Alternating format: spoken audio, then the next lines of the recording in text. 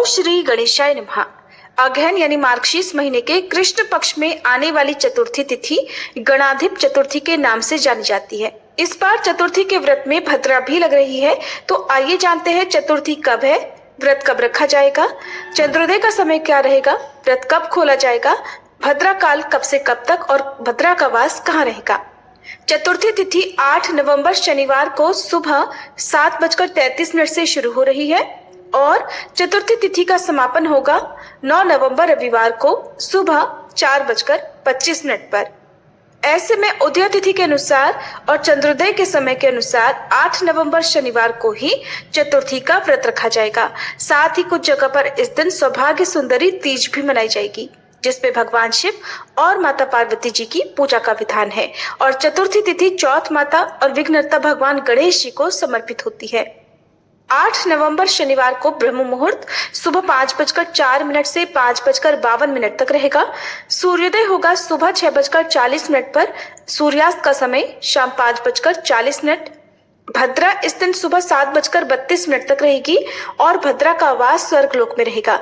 लेकिन भद्रा काल इस बार 7 नवंबर शुक्रवार को ही लग रही है और भद्रा शुक्रवार को रात 9:16 से प्रारंभ हो जाएगी।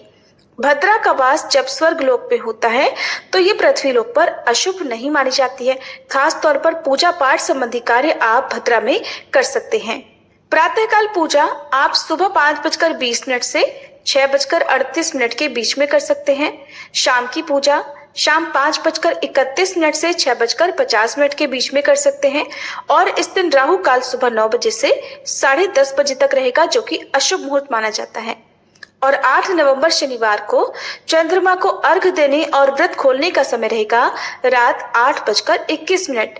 तो रात 8:21 के बाद से आप चंद्र देवता को अर्घ देकर अपना उपवास खोल सकते हैं, क्योंकि चतुर्थी के व्रत में चंद्रमा का पूजन करने और चंद्रमा को अर्घ देने के बाद ही ये व्रत खोला जाता है।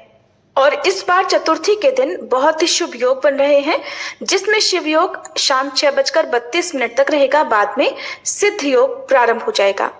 चतुर्थी के व्रत में सुबह जल्दी उठकर स्नान करके साफ वस्त्र धारण करके घर में या मंदिर में गणेश भगवान जी की प्रतिमा या तस्वीर के सामने धूप दीप जलाएं। गणपति बप्पा को लाल पुष्प, दूर्वा घास, मोदक, लड्डू और मौसमी फल अर्पित करें। ओम गंग गणपते नमः मंत्र का कम से कम 108 बार या जितनी सामर्थ्य हो उतनी देर तक जाप करें और उसके बाद हो सके तो कथा का श्रवण और श्री गणेश चालीसा का पाठ करें। कपूर जलाकर आरती उतारें। मंदिर में कुछ दक्षिणा रखें, जिसका दान अगले दिन कर सकते हैं या चतुर्थी के दिन भी कर सकते हैं। अगर सुबह समय हो तो सुबह के समय कथा सुननी चाहिए, नहीं तो शाम के समय आप कथा सुन सकते हैं, क्योंकि बिना कथा के व्रत अधूरा रहता है। दिन भर व्रत रखें और शाम को चंद्रमा के दर्शन करके अर्घ दें। इसके बाद व्रत का पारण प्रसाद ग्रहण करके करें और इस व्रत में जहां तक हो सके नमक का सेवन करने से बचना चाहिए। आलू, शकरकंदी, मूंगफली आदि का सेवन इस दिन किया जा सकता है। जिन भक्तों को नमक का सेवन करना जरूरी हो वो सेंधा नमक से बना हुआ फलाहार कर सकते हैं।